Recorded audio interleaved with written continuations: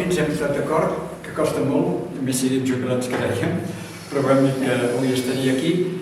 Em va fer molta il·lusió exposar al Museu Alacantí, perquè que representa el Museu Alacantí a nivell comarcal, no només d'Argentona. I em va fer il·lusió exposar, però encara em va fer més il·lusió poder explicar el perquè d'aquesta exposició. Perquè de vegades potser es pot veure, però en aquest cas, a darrere de molts dels gravats hi ha una història. I sabent aquesta història entens una miqueta més bé tot el procés que hi ha darrere d'això. Aquí no és allò que una setmana em posi a treballar i pim-pam, sinó que tirem 7 o 8 anys enrere que començo a fer arrel de les pasteres que arribaven, open arms, coses així, començo a fer algun garbot, diríem.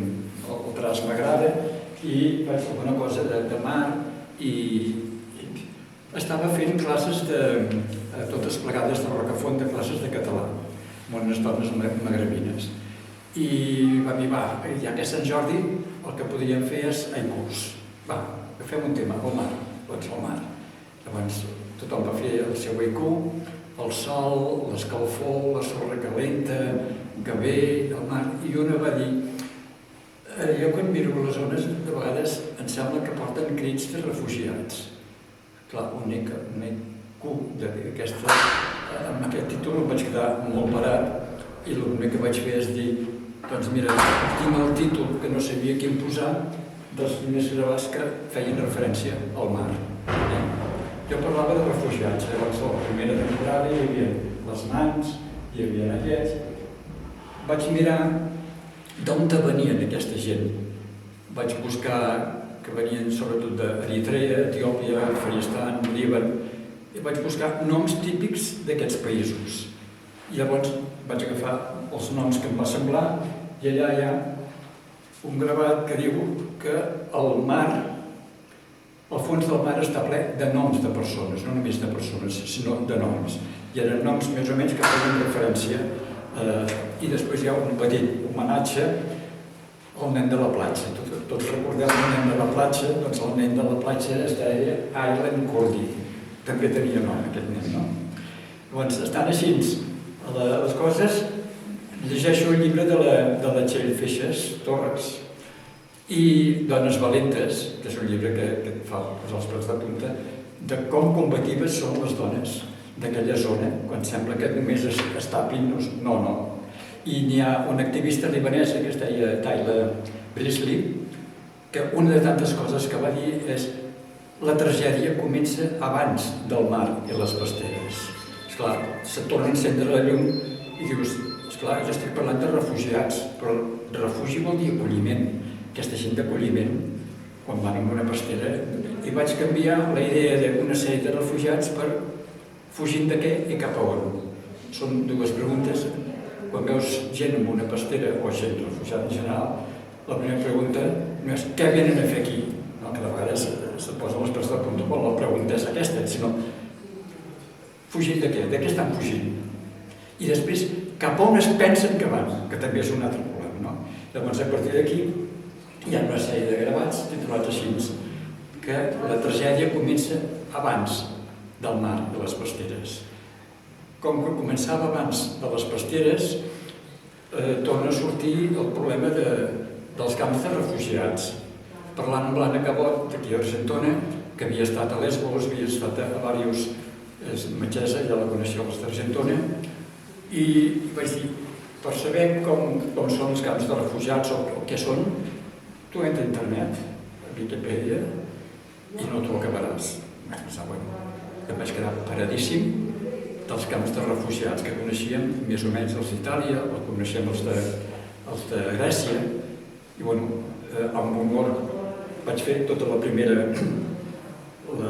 estampa que hi ha a l'entrada en noms de refugiats.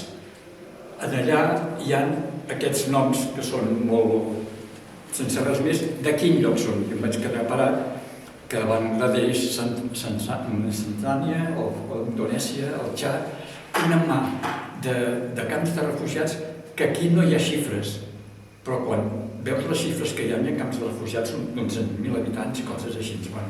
És un altre aspecte del que representa camps de refugiats. I al títol hi ha una paraula que per mi és molt significativa quan dic alguns camps de refugiats. Vols dir que a Sud-amèrica suposo que n'hi ha, i en canvi aquí no n'hi ha cap, però són alguns del que pot haver-hi.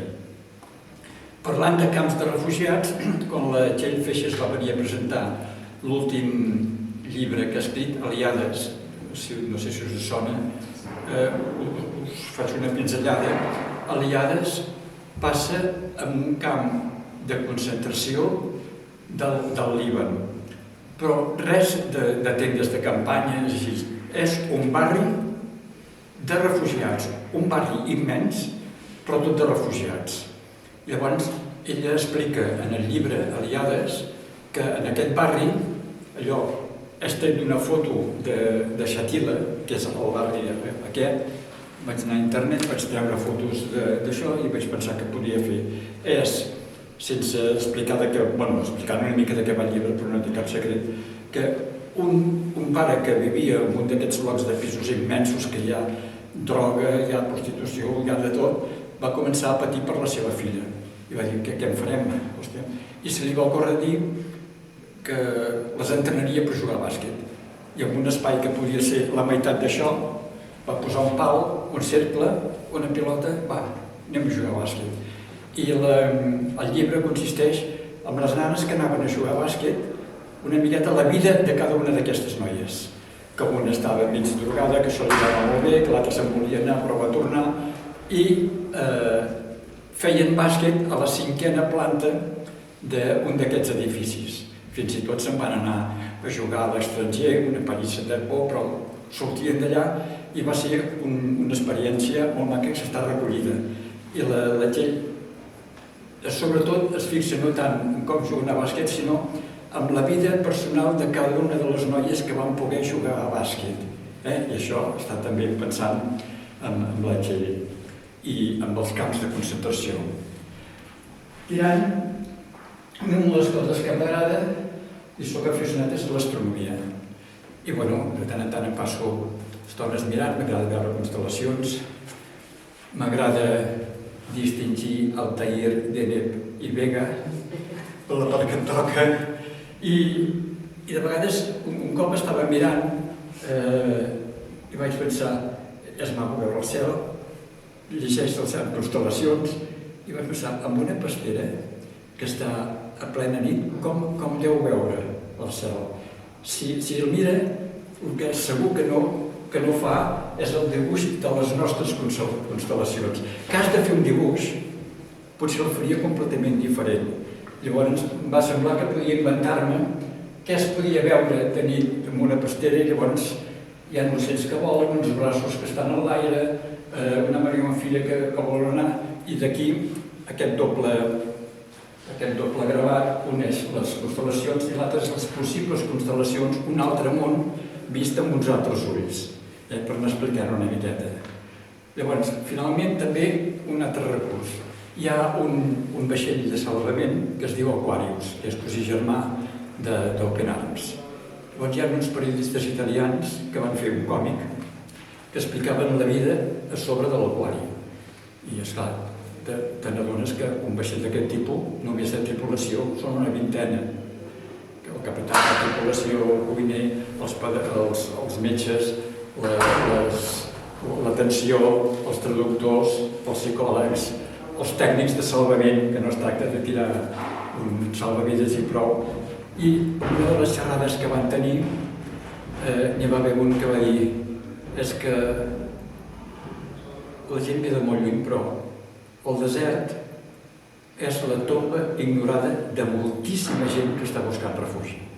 Una altra lluneta que s'entén, m'agrada el desert, hi he estat alguns cops, però vaig començar a pensar que una cosa que de vegades es presenta com a idíl·lica, de vegades, perquè penses moltes coses, que el desert, que pot ser tan bonic o no tan bonic, però és una experiència, el fet que sigui una tomba ignorada, perquè la gent parla de la gent que en el mar s'ha enfonsat, o hi ha noms de mar sota del mar, sinó això. Llavors hi ha un parell, aquí estan fets diferents tècniques. Aquí hi ha una planxa que està de sobre per saber de què va. I el que resumeix una miqueta això del desert són les dues últimes estampes. Generalment, quan es parla de gravar, cada cosa d'aquestes en diu una estampa, per això de vegades.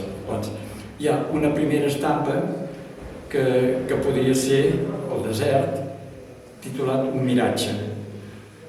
I l'altra és la mateixa planxa posada en àcid, treballada, que es vagi desfent, i llavors hi ha la diferència entre un desert, que és un miratge, i un desert com a tomba ignorada de la gent que està buscant refugi.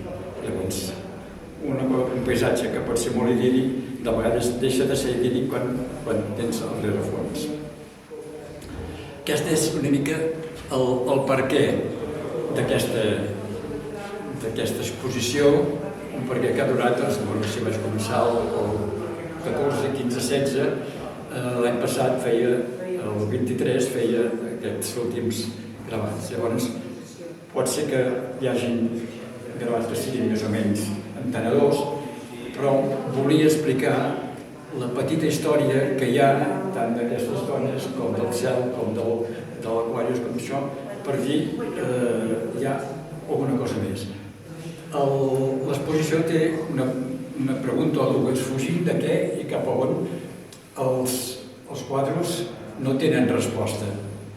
Jo m'agradaria que els quadres, que els gravats, cada un fos aquesta pregunta, que mirant això et preguntis fugint de què i cap a on. I aquesta era l'explicació de per què d'aquesta exposició. Aquí hi ha el Museu del Càntic, que m'hagi deixat estar aquí. I gràcies per estar aquí.